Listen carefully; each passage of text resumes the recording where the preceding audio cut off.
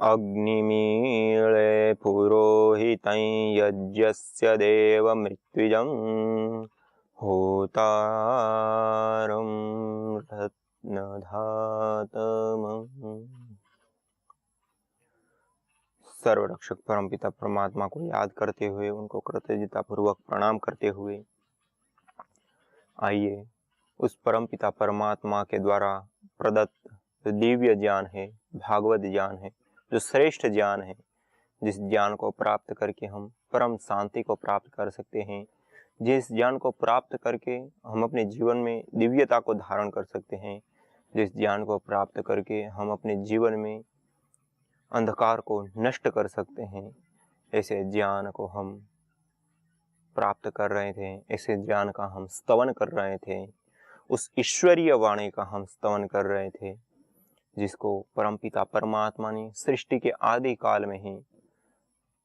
जो 1,96,8,53,118 वर्ष पुरानी जो भारतीय संस्कृति, वैदिक संस्कृति है, सा प्रथमा संस्कृति विश्ववारा, जो सर्वप्रथम जो संस्कृति है, उस संस्कृति से मिला हुआ जो ज्ञान है, उस ज्ञान का हम स्तवन करके अपने जीवन में हम कैसे दिव्यता को धारण कर सकते हैं, कैसे हम अपने जीवन को पूर्णता से युक्त कर सकते हैं, कैसे हम अपने जीवन को अंधकारों से मुक्त करके एक सुख, शांति एवं पूर्णता से अपने जीवन को युक्त कर सकते हैं, उसके लिए हम स्वाध्याय कर रहे थे। और उसी क्रम में हमने यज्ञ से संबंधित जो अलग अलग वेदों के माध्यम से मंत्र हमको प्राप्त हुए, उन मंत्रों के ऊपर हम विचार कर रहे थे। तो आइए इसी क्रम में जो परमपिता परमात्मा के द्वारा प्रदत्त जो विशेष एक कर्म है, यज्ञ कर्म, उस यज्ञ कर्म को करने से जो विभिन्न प्रकार के हमको लाभ प्राप्त होते हैं, उसमें से एक लाभ है शारीरिक लाभ भी। तो आइए आज ऋग्वेद के 10वें मंडल के 161वें सूक्त को देखते हैं, और जिसमें परमपिता परमात्मा ने इस वेद रूपी ज्ञान को विशेष रूप से, इस यज्ञ संबंधित ज्ञान को विशेष रूप से बताया है। और उस ज्ञान में जो विशेष करके जो हमारे शरीर से संबंधित जो रोग है उसका कैसे अंत हो, और हमारे शारीरिक लाभ कैसे प्राप्त हो, और हम यदि ऐसी स्थिति में चले गए हैं कोई रोग के कारण कि मृत्यु के मुंह में जाने की हमारी तैयारी है, तो वहां से भी वापस लाने का कोई साधन है, तो वह यज्ञ कर्म को बताया। इसलिए कहा यदि शितायुर यदि वा परेतो यदि मृत्योर अंतिकम नित एव तमा हरामि निर्ऋतेर उपस्थानाद स्पार्शमेनम सतसारदाय। अर्थात इस मंत्र के माध्यम से बता रहे, यदि शितायु मानी जो पुरुष रोगों से ग्रस्त हो गया है, जिनकी आयु क्षीण हो गई है या होती चली जा रही है, शितायु यदि क्षितायुर जिसकी आयु क्षीण होने वाली है या हो चुकी है, यदि वह अर्थात अगर मृत्योर अंतिकम अर्थात मृत्यु के समीप चला गया हो, और फिर क्या बताया, एव मानी ही नित प्राप्त कराया, अर्थात जो व्यक्ति अपने जीवन में क्षीण आयु को प्राप्त होने वाला हो या हो चुका हो, या फिर जो बिल्कुल मृत्यु के मुंह में चला गया हो, मानी अंतिम स्थिति में चला गया हो, उसकी बात करते हैं। तम उसको निर्ऋते अर्थात दुर्गति की उपस्थानात गोज से, अर्थात वह जो ऐसा व्यक्ति है जिनकी आयु क्षीण हो चुकी है और जो रोगों से ग्रस्त हैं, जिनकी ऐसी स्थिति हो गई कि बिल्कुल मृत्यु के मुंह में समा जाने वाला है, ऐसे व्यक्ति को ही, उनको भी निर्ऋते मानी ऐसे दुर्गम स्थिति से भी मैं उनको उपस्थानात्, उस मृत्यु की गोद से भी मैं उसको बाहर लेकर के आता हूँ, बाहर लाता हूँ यज्ञ के माध्यम से, यज्ञ के द्वारा। और आगे बताएं, अस्पार्शमेनम, मानी उसको मैं बलवान बनाता हूँ। और फिर कहा शतशारदा एनम शतशारदाय, पूरे 100 वर्ष तक की उनको निरामय आयु प्रदान करता हूँ। अर्थात इस मंत्र में यदि क्षितायुर यदि वा परेतो यदि मृत्युर अंतिकम नित एव तमहरामि निर्ऋतस् उपस्थानात् स्पार्शमेनम शतशारदाय, इस मंत्र के माध्यम से बताया हमको परमपिता परमात्मा ने कि जो व्यक्ति क्षीण आयु को प्राप्त हो गया हो, जो व्यक्ति बिल्कुल रोगों से ग्रस्त होकर के अंतिम स्थिति में पहुंच गया हो, कि जिनकी आयु पूर्ण होने वाली हो चुकी हो, ऐसे व्यक्ति को भी मैं यज्ञ के द्वारा उस स्थिति से उसको बाहर लाता हूं और 100 साल तक की आयु संपूर्ण बल के साथ, अर्थात अस्पार्शमेनम, संपूर्ण बल, ऊर्जा और शक्ति के साथ उनको 100 साल तक की आयु को प्रदान करता हूं। ये परमपिता परमात्मा स्वयं अपनी वाणी से बता रहे हैं कि हम अपने जीवन में जो रोगों से युक्त हो जाते हैं, जब हम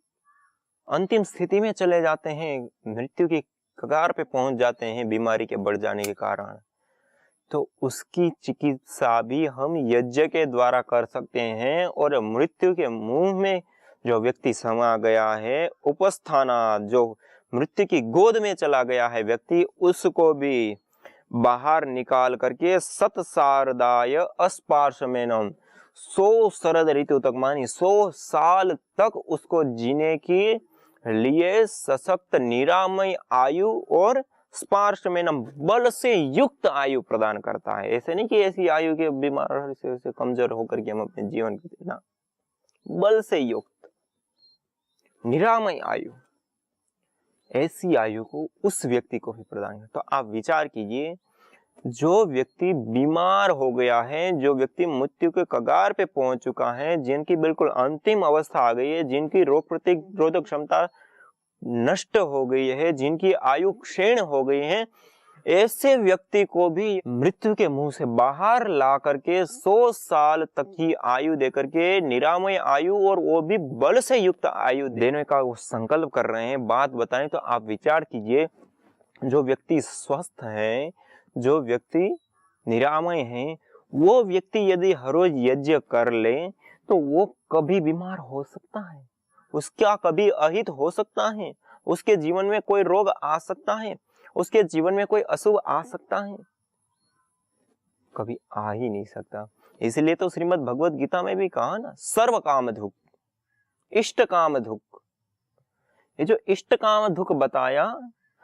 समस्त प्रकार की कामनाओं को भी पूर्ण करने वाला बता दिया। हाँ, क्यों? क्योंकि यज्ञ में वो सामर्थ्य है, वो शक्ति है, बस उसको सही रूप में सही तरीके से करने की आवश्यकता। यदि हम दैनिक यज्ञ नित्य प्रति करते हैं तो निश्चित रूप से हमारे इस तन में तो कभी कोई बीमारी होगी ही नहीं, लेकिन हमारे आसपास में रहने वाले लोगों में भी ये बीमारी नहीं फरकती। क्यों? क्योंकि यज्ञ की ऊर्जा हमारे एक के लिए ही नहीं, लेकिन चारों ओर के वातावरण में फैल करके सबके लिए कल्याण का काम करती है और सबके लिए हितकर होती है। और केवल मनुष्य के लिए, हर प्राणधारी के लिए, सारे मनुष्य, सारे कीट पतंग, पशु पक्षी से लेकर के ये जो सारे पेड़ पौधे, वनस्पति, फल फूल, औषधियां हैं, उन सब के लिए भी। क्यों? क्योंकि जो हम लोग हैं, हम इस वायु से 80% एनर्जी लेते हैं, इस वायु से हम जीवित रह सकते हैं। उसी प्रकार से ये जो पेड़ पौधे हैं, वनस्पति हैं, फल फूल, वनस्पति, औषधियां हैं, वो भी 95%, 95% तक एनर्जी, ऊर्जा वो वायुमंडल से लेते हैं। तो ये जो वायुमंडल से सबसे बड़ी एनर्जी ली जाती है, उस वायुमंडल का परिशोधन करने की जो क्रिया है वह यज्ञ है। यज्ञ करना कोई ढोंग, आडंबर, पाखंड ऐसा नहीं, अभी तो एक संपूर्ण वैज्ञानिक प्रक्रिया है। जब हम यज्ञ करते हैं, हवन करते हैं, तो उसके माध्यम से हम जो मैटर डाल रहे हैं, उसमें जो सामग्री डाल रहे हैं, घी डाल रहे हैं, जो ठोस पदार्थ हैं, ये काष्ठ, समिधा या लकड़ी, वो सारी चीजें परमाणु रूप में कन्वर्ट हो जाती है और इस वायुमंडल में घुल जाती है और सैकड़ों गुना बढ़ भी जाती है और वो गैसीय रूप को धारण कर लेती है, परमाणु रूप को धारण कर लेती है और दूर दूर तक के वातावरण में फैल करके उस सारे वातावरण को परिशोधन करने का काम करते हैं। इसलिए तो यहाँ जो संकल्पना की इतनी बड़ी बात, एक कोई छोटी बात थोड़ी है कि जो व्यक्ति बिल्कुल क्षीण आयु को प्राप्त हो चुका है, बिल्कुल मृत्यु की स्थिति में पहुंच चुका है, उसको भी बाहर लाना और निरामय आयु प्रदान करके बल से युक्त आयु 100 साल तक प्रदान करना, ये कोई सामान्य बात तो नहीं कही है। और इन ऋचाओं में जो बात बताई वो बात कभी झूठी हो ही नहीं सकती, क्योंकि अभी तक कोई एक भी बात ऐसी निकली ही नहीं कि जो ऋचा में कह दिया, श्रुति ने कह दिया, वेद ने कह दिया और वो बात नहीं हो। बेशक हमने उसका प्रयोग ना किया हो, हम वहां तक पहुंचे ना हो, सही तरीके से हमने उसका पालन ना किया हो, वो बात अलग हो सकती है। लेकिन जिस रूप में बताया है, जिस तरीके से कहा है, उस तरीके से यदि करेंगे तो निश्चित रूप से उस चीज को हम प्राप्त करेंगे, उसमें कोई भी विकल्प नहीं है, उसमें कोई संशय नहीं और करना भी नहीं चाहिए। क्योंकि यह जो वेद वाणी है वो मनुष्यकृत नहीं, अपितु ईश्वरीय कृत वाणी है, परम पिता परमात्मा के द्वारा प्रदत्त ईश्वरीय ज्ञान है। सृष्टि के आदि काल में अग्नि, वायु, आदित्य, अंगिरा इत्यादि महान ऋषियों के पवित्र अंतःकरण में परमपिता परमात्मा के द्वारा प्रदत्त यह जो दिव्य ज्ञान है, यह जो भागवत ज्ञान है, उस ज्ञान को कोई जुठला नहीं सकता। क्यों? क्योंकि आज तक हजारों, लाखों, करोड़ों ऋषि मुनियों का यह अनुभव रहा है कि जो श्रुति में कहा है, जो वेद में कहा है, उसके अनुसार जो चलेगा वो उस चीज को प्राप्त करेगा, उस वस्तु को प्राप्त करेगा ही करेगा, उसमें कोई विकल्प नहीं। और सबने, जिन्होंने इसके ऊपर काम किया, जिन्होंने इसके अनुसार आचरण किया, जिन्होंने इसके अनुसार अपने जीवन को जिया, उन्होंने वो चीज पाई है। इसलिए वो खुलेआम कह रहे, अच्छे से बता रहे हैं और सबका ये अनुभव है। और हम करेंगे तो हम भी प्राप्त करेंगे, कर लिए। हम स्वयं भी यज्ञ कर सकते हैं, कोई इसमें बड़े खर्च की बात नहीं है, कोई इसमें बहुत बड़े कोई ब्राह्मणों की कोई बुलाने की आवश्यकता है। हम स्वयं करें यज्ञ, सामग्री लाए, घृत लाए, समिधा जिसको हम लकड़ी कहते हैं उसको लाए और उससे हम यज्ञ करें तो निश्चित रूप से लाभ मिले। लेकिन द्रव्य ज्ञान का होना हमको बहुत अपेक्षित है। यदि द्रव्य ज्ञान नहीं है तो हमको हानि भी हो सकती है। क्यों? क्योंकि एक साइंटिफिक, एक वैज्ञानिक प्रक्रिया है कि अग्नि के संपर्क में हम जो जो चीजों को लाते हैं, अग्नि के द्वारा जो चीज जलाई जाती है, वो चीज, वो वस्तु अत्यंत सूक्ष्म रूप में कन्वर्ट होकर के कई गुना बढ़ जाती है और उसका परिणाम उसी रूप में आता है। उसमें आप गलत चीज डालेंगे तो उसका परिणाम गलत आएगा, उसमें आप अच्छी चीज डालेंगे तो उसका परिणाम अच्छा आएगा, ये निश्चित है। तो हम जो यज्ञ करें तो उस यज्ञ में मिष्ट पदार्थ, जो मीठे पदार्थ होते हैं, उनको उसमें डालें। गुड़ है, शक्कर है, मुनक्का है, छुआरा है, या ये सब जो भी मीठे पदार्थ है, मिष्ट पदार्थ, सुगंधित पदार्थ, इलायची है, जावित्री है, जायफल है, कस्तूरी है, केसर है इत्यादि, ये जो सुगंधित पदार्थ होते हैं, चंदन है, उनको भी हम उसमें डालना ही पड़ता है। तीसरा, औषधीय पदार्थ, जो गिलोय है, चिरायता है, नीम है, तुलसी है, या अन्य भी सैकड़ों प्रकार की जो जड़ी बूटियां हैं, उन जड़ी बूटियों का प्रयोग करें। और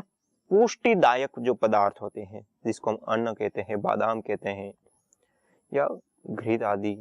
जो भी उड़द हैं, तो ये जो पुष्टिदायक पदार्थ होते हैं, उन पदार्थों को, तेल इत्यादि, उनको भी डालो। इन चीजों को मिला करके जो सामग्री तैयार हुई, उस सामग्री की हवि दे और घृत, गाय का घृत ले, वो शुद्ध घृत हो। और समिधा, जो समिधा होती है वो आम की लकड़ी है, पीपल की लकड़ी है, बरगद की लकड़ी है, गुल्लर की लकड़ी है, पलास की लकड़ी है, बिल्व की लकड़ी है, ये कुछ चुनी हुई जो लकड़ियां होती हैं, इन्हीं का प्रयोग करा जाता है। और जो यज्ञ के लिए जो प्रयुक्त होती है लकड़ी को, उसको लकड़ी नहीं कहते, उसको समिधा बोलते हैं। तो इस प्रकार से जो विशिष्ट द्रव्य होते हैं, उन्हीं द्रव्यों का हमको सामान्य ज्ञान होना आवश्यक है। फिर इतना ज्ञान है और उसके बाद जो हम यज्ञ करते हैं वो सही तरीके से जले, मानी हम आहुति उस प्रकार से देते चले जाएं कि जिससे हम जो घृत सामग्री रूप आहुति दे रहे हैं वो अच्छी प्रकार से जल जाए, उसमें मंद आंच ना हो, उसमें धुआं ना उठना चाहिए। हम उस प्रकार से आहुति देते हुए चले तो निश्चित रूप से उसका परिणाम हमको शुभ मिलेगा, अच्छा ही मिलेगा, सबके लिए कल्याणकारी होगा, व्यक्ति से लेकर समष्टि के लिए भी, समस्त जड़ चेतन जगत के लिए भी वो बहुत ही ज्यादा उपयोगी सिद्ध होगा। तो इसके लिए आवश्यक है हम सही तरीके से सही रूप में हम इस यज्ञ को करें। और कोई इसमें ब्राह्मण को बुलाने की आवश्यकता नहीं है, कोई विशेष पंडितों को बुलाने की आवश्यकता नहीं है, आप स्वयं कीजिए। और जो मंत्र आज आप कहीं पे भी इन मंत्रों को प्राप्त कर, दैनिक यज्ञ विधि के मंत्रों को आप प्राप्त कर सकते हैं, उस मंत्रों के माध्यम से कर सकते हैं। वो भी आपके पास नहीं है तो आप कम से कम गायत्री मंत्र से ओम भूर्भुवस्वः तत्सवितुर्वरेण्यं भर्गो देवस्य धीमहि धियो यो नः प्रचोदयात्, या ओम त्र्यंबकं यजामहे सुगंधिं पुष्टिवर्धनम् उर्वारुकमेव बंधनात् मृत्युर्मोक्षयमामृतात्। ये जो सरलतम मंत्र है, जो सब लोग जानते हैं, जो ज्यादा प्रचलित मंत्र हैं, जिसको गुरु मंत्र का भी दर्जा मिला है, ऐसे गायत्री मंत्र से या इस मृत्युंजय मंत्र से भी हम इस यज्ञ को संपन्न कर सकते हैं। और इस प्रकार से यज्ञ करेंगे और नित्य प्रति करेंगे, श्रद्धा पूर्वक करेंगे, निष्ठा पूर्वक करेंगे, सही विधि से करेंगे, सही समय पे करेंगे, निश्चित रूप से उसमें कोई रोक ही नहीं सकता, उसका लाभ मिलेगा मिलेगा और मिलेगा। उसके लाभ कितने हैं? सैकड़ों लाभ है। शुचि जीवो सहस्रारंभ, जो यज्ञ की अग्नि है वह अग्नि सैकड़ों लाभों को प्रदान करने वाली है, हजारों लाभों को प्रदान करने वाली है। सहस्रारंभ, सहस्रों, हजारों लाभ, उन सारे लाभों को हम प्राप्त करेंगे। बस करने की आवश्यकता है कि हम करें, और करेंगे तो निश्चित रूप से उसके लाभों को भी प्राप्त करेंगे। और ये जो सबसे बड़ा लाभ बताया हमें, यदि शितायु यदि वा परेतो यदि मृत्युरंतिकम नीतयेव तमा हरामि निर्ऋतेर उपस्थानात् स्पार्शमेनम सतसारदाय, इस लाभ को हम प्राप्त करेंगे निश्चित रूप से। कोई भी बीमार व्यक्ति है करे अनुभव इसको, और हमने आज एक दो नहीं सैकड़ों लोगों के ऊपर इसका प्रयोग करके हमने स्वयं ने अनुभव किया कि जिस रोगी को हमने इस यज्ञ की ऊर्जा में रखा, जिस रोगी को इस यज्ञ की ऊर्जा में रह करके उसको प्रार्थना करने के लिए कहा, उसको लंबे गहरे सांस लेने के लिए कहा, क्यों? क्योंकि वो एनर्जी, वो ऊर्जा उसके भीतर जाएगी तभी तो काम करेगी। वैसे तो ऊर्जा इतनी सूक्ष्म होती है कि हमारे रोम रोम से भी हमारे शरीर का शोधन करती है, हमारे शरीर के लिए उपयोगी बनती है। वैसे तो वह जो ऊर्जा है वो हमारे रोम रोम से भी हमारे शरीर में प्रवेश पाती है और हमारे शरीर का शोधन करती है, हमारे श्वास के माध्यम से भी हमारे भीतर जाती हैं, और भीतर जाकर के लंग्स के माध्यम से रक्त के माध्यम से पूरे शरीर में, और पूरे शरीर में वह जो औषधीय गुण थे, मानी जिन औषधियों को हमने अग्नि में प्रदान किया, जिस घृत को हमने अग्नि में प्रदान किया, वह घृत, वह औषधि परमाणु रूप में कन्वर्ट होकर ये वायुमंडल में, वायुमंडल से श्वास के माध्यम से हमारे लंग्स में, लंग्स के माध्यम से खून में, खून के माध्यम से पूरे शरीर में घुल गई,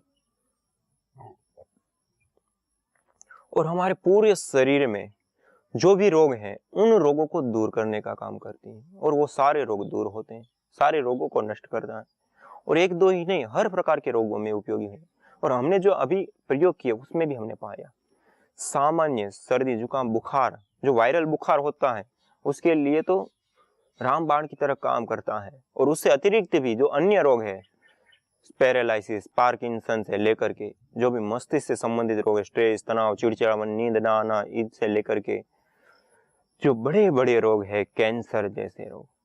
वो भी इस यज्ञ के माध्यम से ठीक होते हैं। हम स्वयं इसको करके अनुभव कर सकते हैं। कोई भी रोगी है तो वो व्यक्ति भी इस यज्ञ को हर रोज करे, सुबह शाम वहां पे वो बैठे, उस ऊर्जा में वो श्वास ले, उस ऊर्जा में अपने शरीर को रखे, तो निश्चित रूप से वो उस लाभ को प्राप्त करेगा, रोगों से रहित होगा, रोगों को दूर भगाएगा और उनको स्वस्थ शरीर मिलेगा। और यह जो वेद का संकल्प है, यह जो ईश्वरीय वाणी है, वो साकार होती हुई आपको दिखाई देगी।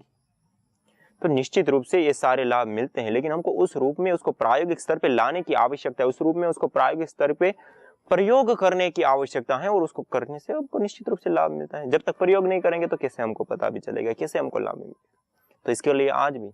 पतंजलि योगपीठ इस विषय में यज्ञ के ऊपर अनुसंधानात्मक जो कार्य है उसके लिए लगी हुई, और आने वाले समय में आप योग की तरह ही यज्ञ को भी एक भव्य रूप में देख पाएंगे कि जो व्यक्ति को स्वस्थ करने से लेकर के वायु प्रदूषण को दूर करने से लेकर के तमाम प्रकार के लाभों को प्रदान करता है। तो आज इतना ही। इसी के साथ ओम शांति शांति शांति।